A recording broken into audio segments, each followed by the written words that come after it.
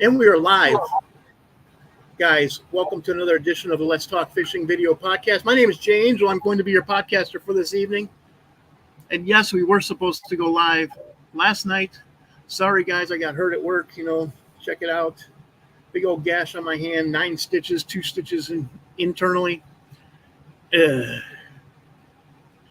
anyways, without further ado, man, I have a guy who has helped me out a whole bunch in the last 2-3 years. iBass60, iBass60, man. Eric Evans, the social media director of iBass60. You've seen it on my hat. You've heard me talk about iBass60. Well, here is one of the 2 men who are iBass60. Also, he is a smallmouth bass fanatic. We're going to be talking about that. But Eric, what is new at iBass60? Well, Jay, as you know, iBass60 is a collective of socially minded fishermen, and we are dedicated to using our fishing platform to help advance causes in our individual communities, causes like breast cancer awareness, autism, youth angling is a real interest of ours, and men's testicular cancer, and also diabetes. So we work through our anglers to spread the word about fishing, and we use our platform, our website, our Facebook page, our Instagram to spread the news about what's happening in the fishing community. And what we've recently added is a digital magazine. And the third edition of our digital magazine will be premiering very soon, just in time for iCast, which starts in about 2 weeks in Orlando. So that's the latest. And what I really like about the magazine is it covers the whole spectrum of fishing. It starts out with the captain's log. Our captain is Rob Zorn. Rob is the founder of iBass, and that feature will talk about what's new in the fishing industry. Rob runs a tackle shop. He's has very close relationships with a lot of the major manufacturers, and so Rob is always on top of what's happening. And he will be attending iCast, representing iBass60, and so he has an article in about iCast. And then every month every issue, there's going to be an article on a fishing destination. And as you know, yes, this next edition, you've contributed the article about your friend up in Wisconsin and a trip that you took with him fishing on Big Green Lake. And then we'll also have a feature called Hooked on History, where we recap some aspect of our fishing history, whether it's the history of a brand, a significant personality in fishing, or as in this next edition, it is the 15th anniversary of the Bassmaster Classic win by Skeet Reese. And so we recall Skeet's great win in the Bassmaster Classic, and talk a little bit about his angling history. Then there's also each month will feature a recipe for cooking your catch. There'll be Kayak Corner. Zach Warren is our kayak tournament specialist, and he'll write about some aspect of kayak fishing, whether it's some DIY projects for your kayak or new equipment coming out for kayak fishermen.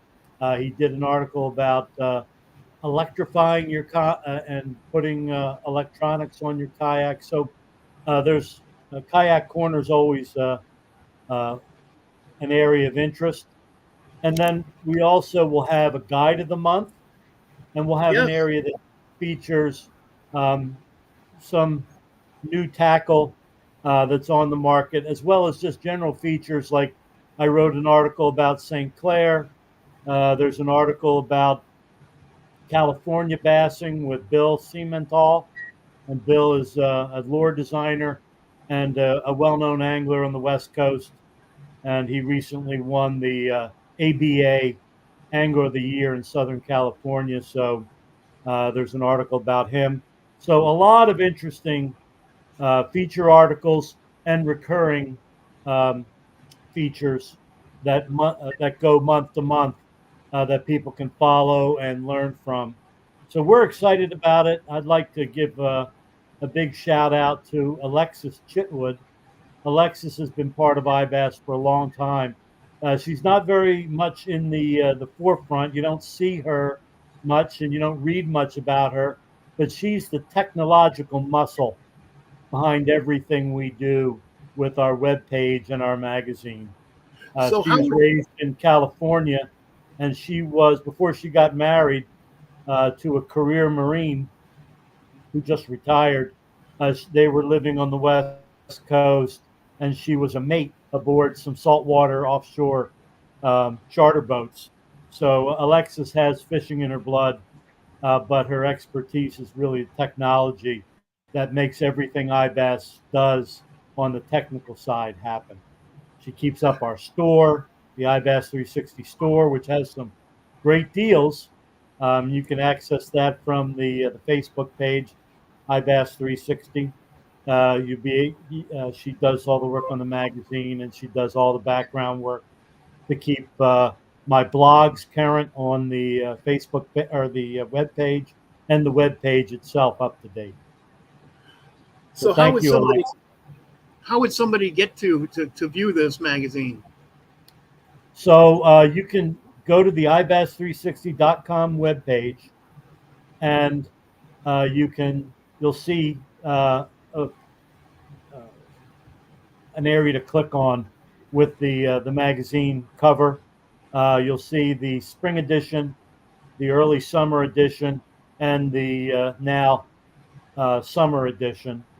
We'll have a next edition after this will be right at the end of the summer, and it will focus on fall fishing. Okay.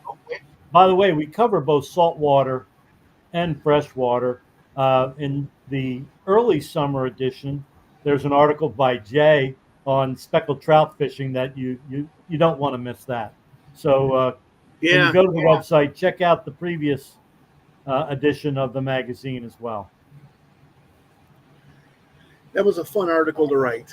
I really enjoy fishing for speckled trout.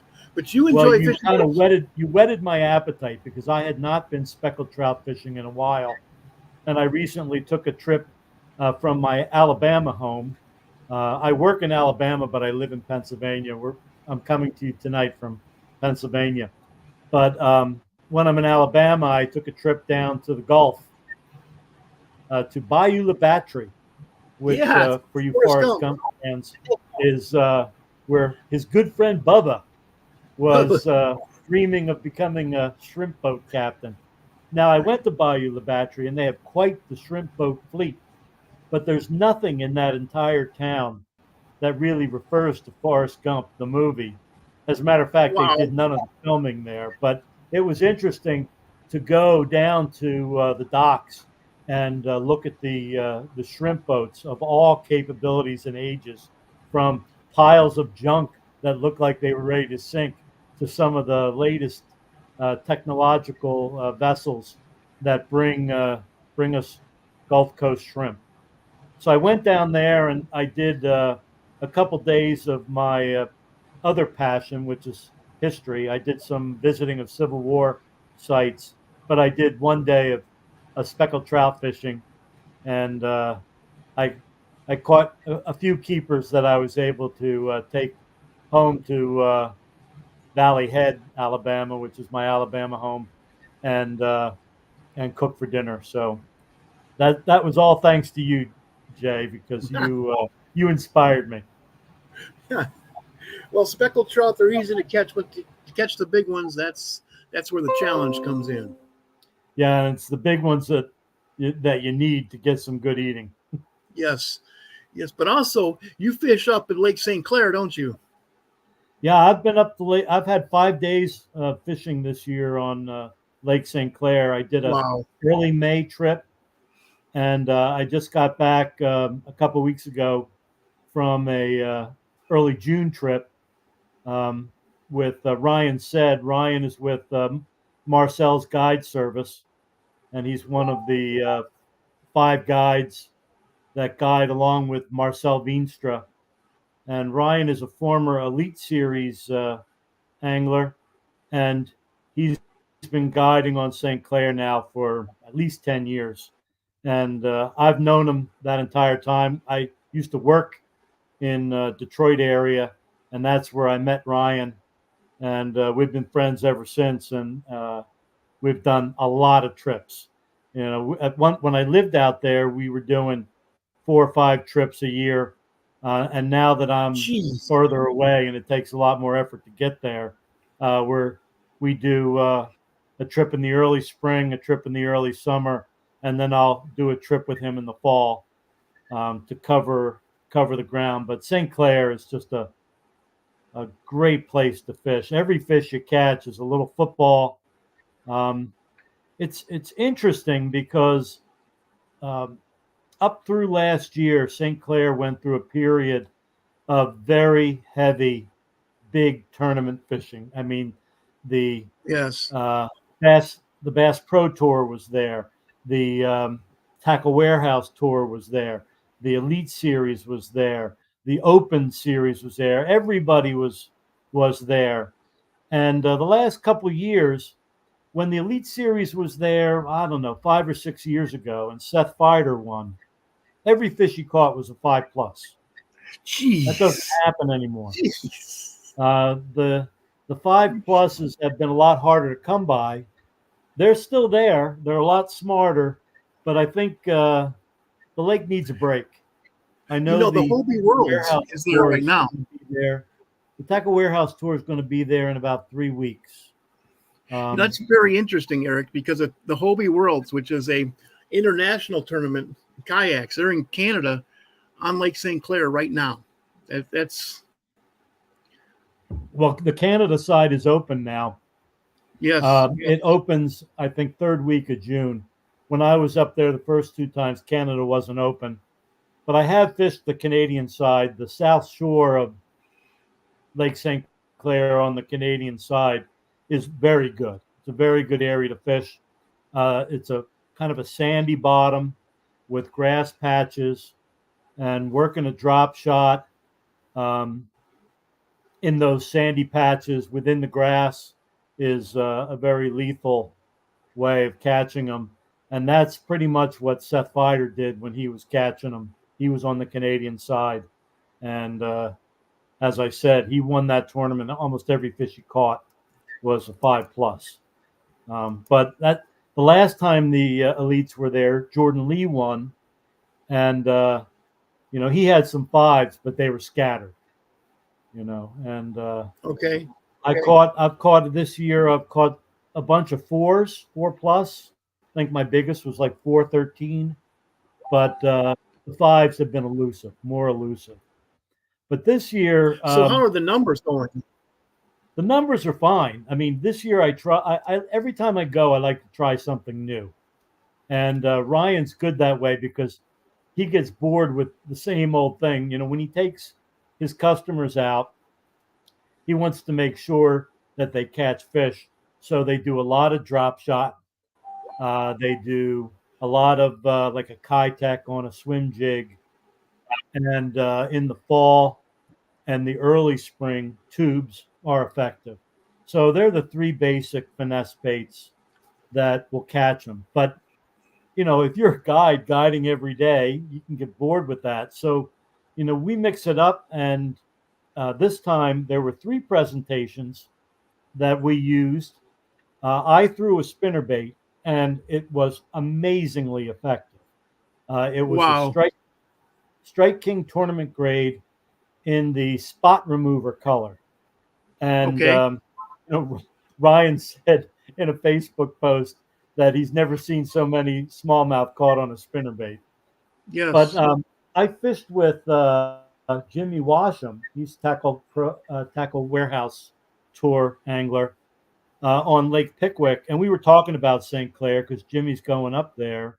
in about 3 weeks, and he said that he was planning on trying a black hair jig, and it just so Yes. happened Ryan had a black hair jig tied on, and I said, "Give me that thing." And so I threw it. You need very specific conditions, in my view, for the black hair jig. Now, of the 3 days I was up there, I caught on the black hair jig every day. But the first Yes. day I only caught one. The third day I only caught one. And the middle day I caught, I think, 8 or 9. And on that third day, it was a little calmer. We were fishing in, I would say, anywhere from like 6 feet to 10 feet of water. And, you know, you have to get a little bit of distance on it, and you need to let it get down deep enough so that the fish are looking up at it, will come up and get it.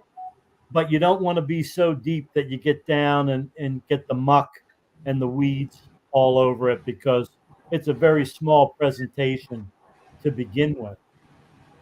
We put a little cut piece of Senko uh, on the jig head, and then that kind of fluffs up the feathers around it, and it also gives it a little extra weight for your casting distance.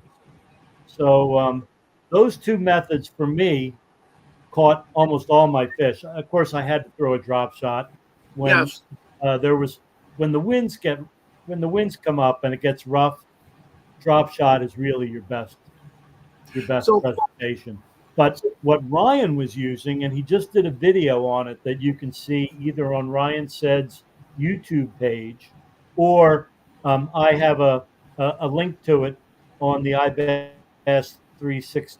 Facebook page.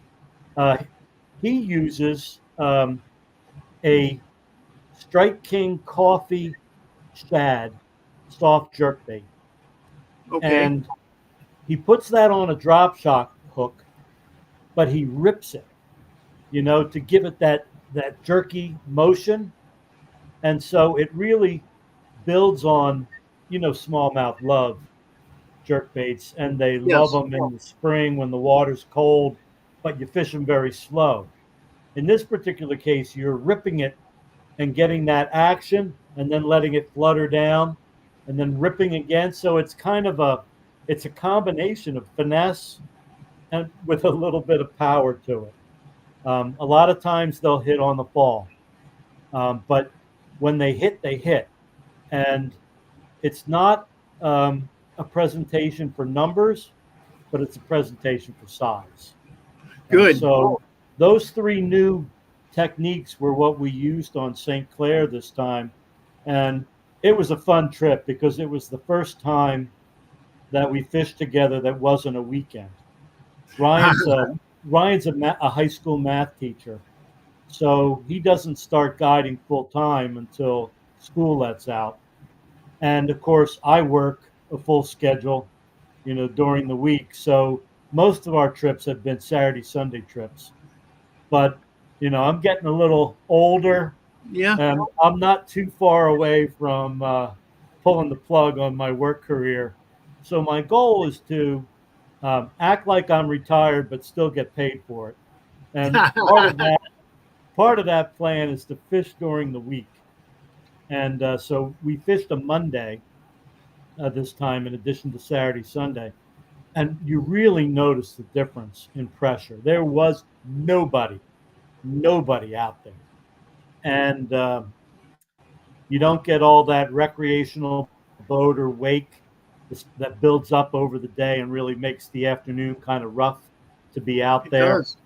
Um, and it was just perfect conditions, and that was a really good fishing day. So that was fun for me, because anytime I can get out fishing and everybody else is working, that's a bonus for me, and it gives me just a little taste of what retirement's going to be like in a few years. So you So that also, was St. Clair, and I'll probably go out again in October. And if our pattern holds true, we'll go to the other end which is the south end of the Detroit River, right where the river empties into Lake Erie. And we'll fish what is the kind of the, I'll say, North Shore Canadian side of Lake Erie, right there at its western end. And we also fish in the mouth of the, or where the, I guess the river comes out into the lake, and also we go up into the river a little bit. But that's fun. It's a little bit different scenery. More likely to get pike down there. I've gotten more pike there than I have up on the mile roads. Well, let me ask you a question about that. When you were using these spinner baits, did you get any muskies or pike? So I'm pretty sure I had at least one muskie because I was fighting it, and all of a sudden everything was gone, bait and all. And a smallie wouldn't do that. No. But there were a couple spots where I was purposely trying for pike because I wanted to get one, but I didn't. So I would say, even with the spinner bait, because we're fishing primarily smallmouth structure, um, I don't pick up that many pike. Now, when we go down to the mouth of the river, there's a lot more grass, and I'm burning that spinner bait across the top of the grass, much more likely to pick up a decent sized pike. I did catch a number of years ago with Ryan. I caught a 52-inch, 32-pound 52 muskie inch. on a smallmouth drop shot. Woo! Fishing in those Canadian waters that I talked about earlier. That was amazing. That's my biggest fish ever, bar 52 none. inches. Yeah, That's it a was monster. It was a monster. My hands were shaking, my arms were shaking, my knees were shaking. It was, and it basically trashed the boat. I mean, it was knocking baits over. It was knocking rods out of the rod holders. It was not a happy camper before we released it. No. You've also fished the salt a little bit this year, haven't you? Yeah, Rob Zorn and I got out last week with Chris Topinka. Chris is the owner of Empire Tackle Shop, and that's in the Jersey Shore.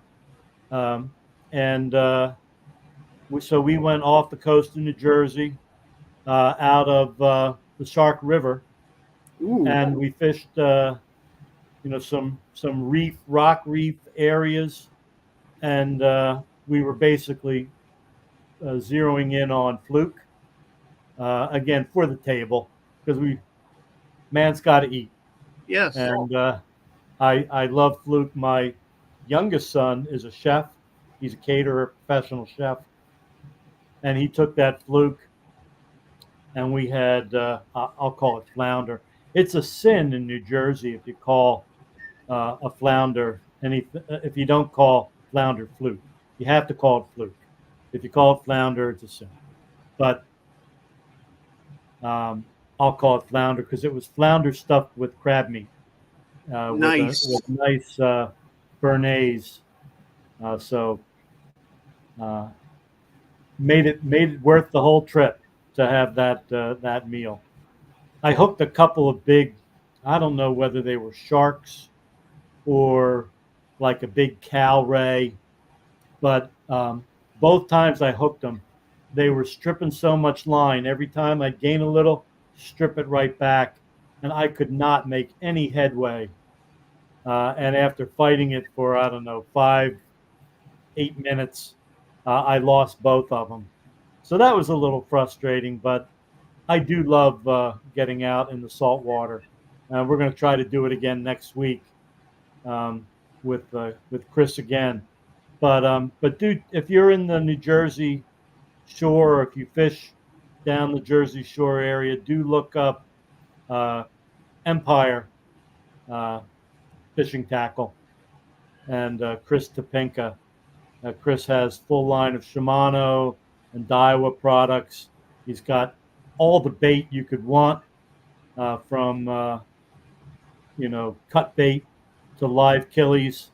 And we were primarily using bottom rigs with either with a heavy weight in the middle with two teasers on the end, um, on the ends, or we were using jigs, like two jigs up down, um, with either like a gulp type of trailer or tipped with a live killie.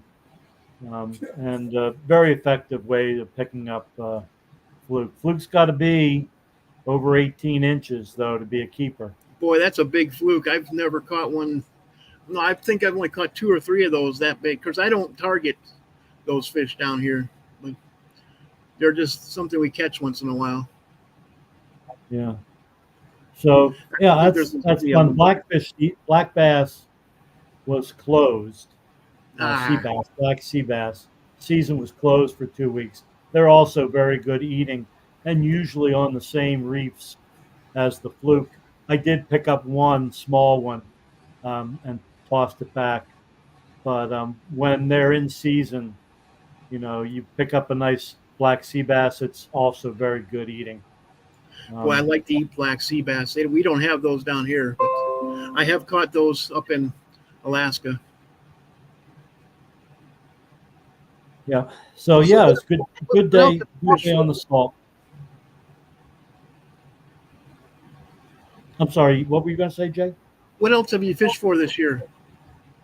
So over Memorial Day weekend, I went out to western Tennessee, western Alabama, along Pickwick. And Nice. I stayed near Shiloh Battlefield. As I mentioned, I'm a big Civil War buff, and I'd never been to Shiloh. And I scheduled a day of fishing with Jimmy Washam, and we used Carolina rigging on down near the Pickwick Dam and that whole area. And we did pretty well. I didn't catch any monsters, but the fish were consistently in that 3.5 to 4.5 pound range. That's a good bass. Yeah, and some not only largemouth. I think our biggest largemouth probably was 5-ish, and then also some nice spotted bass were in the mix. We have a question for you, Eric. Sure. It's from Brenton Zitka, and he said, "Oh, good. Yeah, I'd like him. He says, "What's your preference, saltwater or freshwater?" Oh, if I could spend one day of fishing, Brenton, it would be up near you on Lake of the Woods, catching both walleye and smallmouth. Ooh, that is. I used to do that every year when I lived in Minnesota with a group of guys from work. I worked for Northern Ordnance. Which at that time is now part of British Aerospace, but at that time it was part of FMC Corporation. And we made gun mounts and missile launchers for the Navy. But a bunch of us would go up to either Loch LaCroix on the Boundary Waters, or we'd go up to Lake of the Woods. And then we started just going year after year to Lake of the Woods until I came back east. And then, guys just kind of scattered. One of the guys got transferred to Washington, D.C., and it just got harder and harder for us to do. But love catching walleye in the morning and then eating them for lunch and then catching smallmouth and pike all afternoon. That's freshwater heaven for me. Okay, we have 2 more comments now. Rob Welsh, Cajun Rob Welsh, he's a podcaster at Co-Angler Corner. He says, got to go to Vicksburg Battlefield as well. It's unreal. And he's from southern central Kentucky. It's been a long time since I've been to Vicksburg. I was in 1975, as a matter of fact. I know it very well because I was between my sophomore and junior year in college. and my cousin was getting married in Lafayette, Louisiana. So I drove down there, and I was with my sister, and we went to Vicksburg. She's not much of a battlefield person, but she was, appeasing her older brother. And we Sure. came upon this statue. I think it was of Grant riding a horse. And I told her, I said, get up, get up in that, on that horse next to Grant, and I'll take your picture. So she gets up, climbs up on the statue. Now it had rained the night before, Uh-oh. thunderstorm. And so the saddle area was all full of water. And so then she got wet pants, a wet butt, and she was basically cursing me out the rest of the day as she as we were driving the rest of the way down to Baton Rouge. So yeah, that was a long time ago. But yeah, I'd like to do that again because I've been doing a lot of the kind of what I'll call the Western battlefields. I did Shiloh, I did Corinth, I've done Well, I live near Chickamauga and Chattanooga, um, so I've done all that. When I was down near the Gulf, I went to the forts that surround Mobile Bay. Um, I've been up to Murfreesboro, which they call Stone River Battlefield. That's a good one because they have good bike touring Yes. on Stone River, and so I can ride my bike all around there. So yeah, between fishing, battlefields, and bike riding, that's what my game plan to act like I'm retired but still be getting paid. We have another comment from Brenton, and he says, I can definitely show you some walleye and smallmouth lakes around Grand Rapids, Minnesota. I would love that, Brenton. I really would. I miss that so much. I lived in North Minneapolis for I think 7 years in the late '80s and early '90s, and so that's really where I got my taste. We don't catch as many walleye here in the East, and that's really where I got my love for walleye, and then got spoiled fishing up in on the St. Croix River, camping with my they're now all adult men, but then they were young boys. And my oldest two boys caught their first fish. Actually, all three of my boys caught their first fish in Minnesota. Chris's was a carp, Steve's was a bass and a smallmouth, and Peter's was a largemouth. Um, but all that happened in Minnesota, so I miss your neck of the woods a lot, Brenton. Yeah, Brenton is Rob's a very. talking about coming out there this year. He and Pat. Ooh. I know you know Pat, so Yep. maybe you'll get to fish with them later this summer, Brenton. That would be great. That would be great. So, did you fish for crappies this year at all? I have not fished for crappies this year.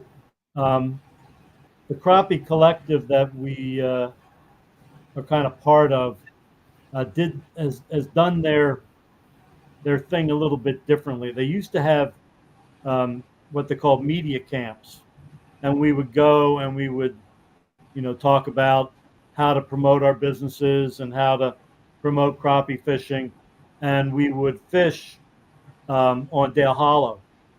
But this year, instead, they're putting their resources into what I'll call multi-day seminars where they really focus on making the people who sign up expert crappie fishermen.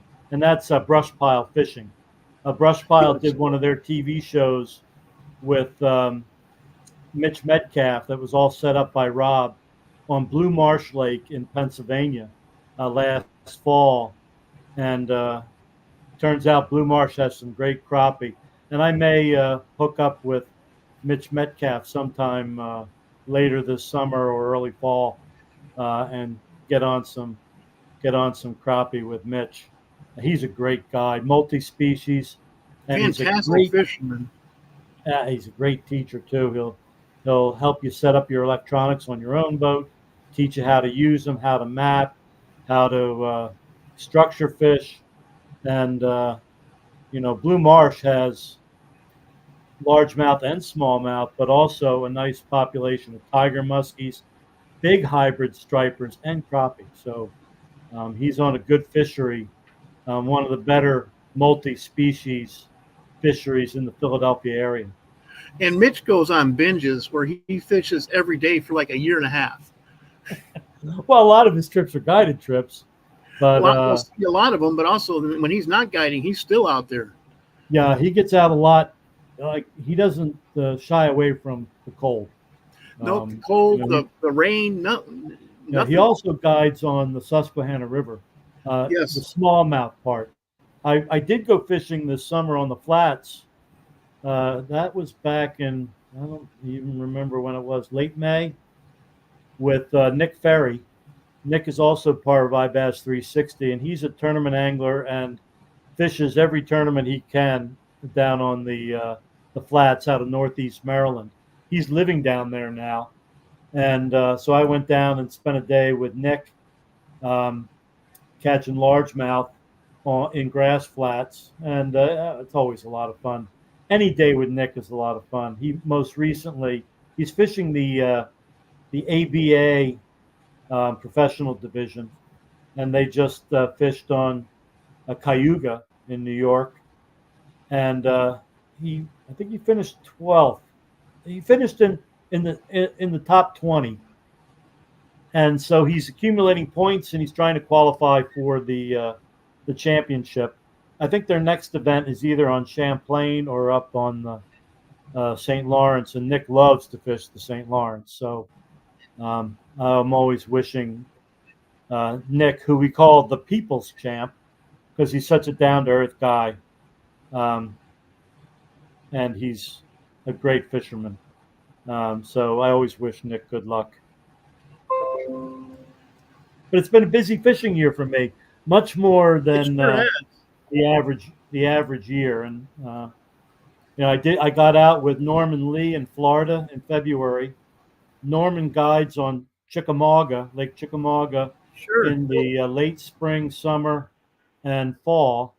And then in late February through March, he guides on Lake Istapaga, Lake June, and some other lakes in the Sebring, Florida area. But Ixtapaga is a trophy bass lake. I didn't get a trophy, unfortunately, but I hooked one, that got away, of course. Wow. But it's fun fishery. Fun fishery. It was really great to be with. We have a couple more Norman comments. down there. Brendan says he boated almost 90 bass in one day when he took out Pat. He took him to a lake where he caught muskie, northerns, walleyes, crappies, and perch, and large and smallmouth bass. Well, I'm waiting to see some pictures on your Facebook page, Brenton, and then I can feature your fishing this year. I know you did some walleye in the winter through the ice, but I haven't seen anything this year. So send them my way so I can make you famous. And also, Cajun Rob Welsh says, "Is there a lake you'd like to fish but hadn't gotten there yet?" Well, I spent, I guess, 2/3 of a day on Gunnersville earlier this year, and I really want to get on Gunnersville more. And as Jay said early on, I do a lot more smallmouth fishing than largemouth fishing. My personal best smallmouth is just under 6 pounds, and my personal best largemouth is only slightly over 5. So that's a little bit disproportionate to most people.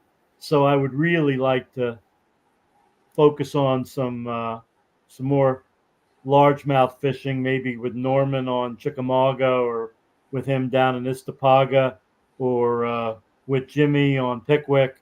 But getting on Gunnersville again is something I really would like to do as well. Well, that's awesome. Well, hey, Eric, it's getting to be about 40 after the hour. Would you like to do some shout outs? I would. I actually wrote them down. The first thing I want to do is I want to shout out Misty Schmidt and Pink Fishing. Every year in the end of September on Cedar Creek Lake in Texas, Misty runs a great bass tournament under the Pink Fishing banner that benefits breast cancer awareness. And they also um, make sure that all the women in that particular part of East Texas who need mammograms but can't afford it are able to get mammograms. Maybe they don't have insurance, but Misty does fantastic work down there. And it just so happens that Misty is a good friend of Jamie Hartman, the elite Sure. serious angler. And Jamie this year is giving away a trip Oh that my. that they're raffling off as part of this year's Pink Fishing. So if you go to either Misty Schmidt's Facebook page or you look through the iBass60, like the posts of, say, the last week and a half, you'll see Yes. the Jamie Hartman um, article, and you'll see what you need to do to enter to win a day of fishing with Jamie, and I think it's pretty open as to where you do that. Of course, Jamie is a native New Yorker, and his expertise is places like Oneida, St. Lawrence, Eastern Lake Ontario, where you can get on monster smallies or Cayuga. But he also, obviously, as an angler who fishes the elites, he's experts in largemouth waters as well. So, and Jamie's a great guy. He really is Yes. a fun guy to be with. So I wanted to give him a shout out. I wanted to give Marcel's Guide Service a shout out. If you really want a great day of smallmouth on Lake St. Clair, Marcel's Guide Service. And whether you fish with Marcel or Ryan or Jason or Corey or Matt Fisher, all these guys will put you on big smallies.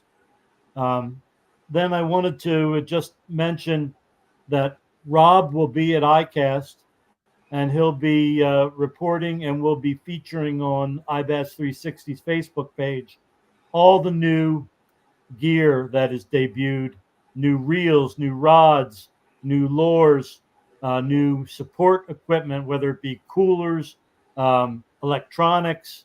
ICAST 2024 in Orlando is the place where it all happens. It's the biggest industry event of the year. And then lastly, just another shout out to Chris Topinka and Empire Tackle. That's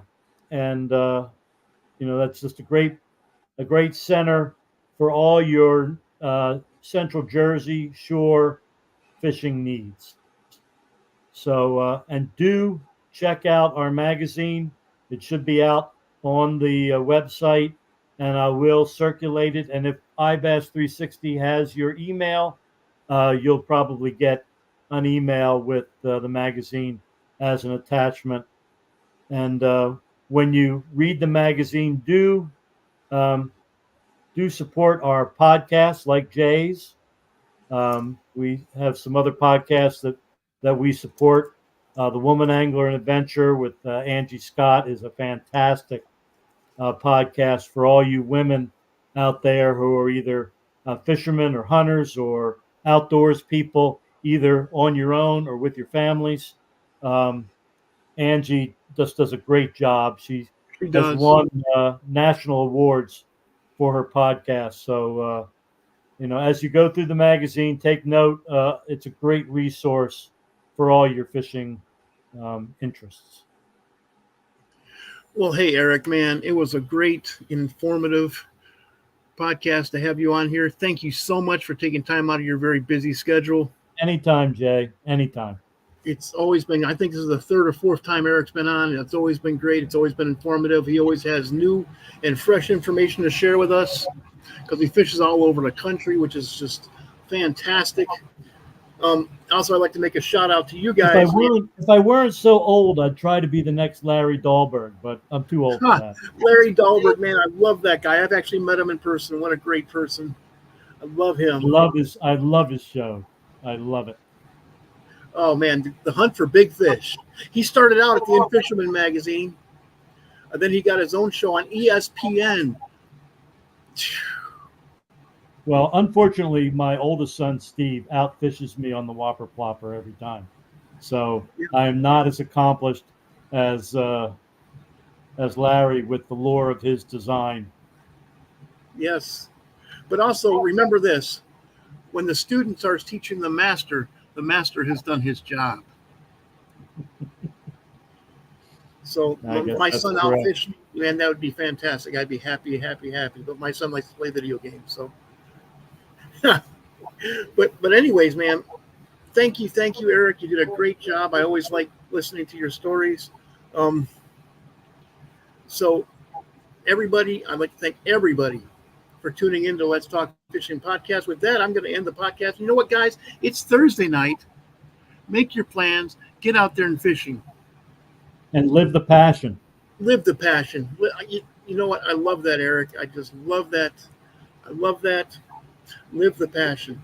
I think it says it on the hat somewhere. It says it on your hat, too. Yep. That's all yes. With that, guys, I'm going to end the podcast, and y'all have a great weekend. Get out there fishing. You know, you only get to do this once. Okay, Eric, stick around. I want to talk to you for 2 minutes afterwards. Sure.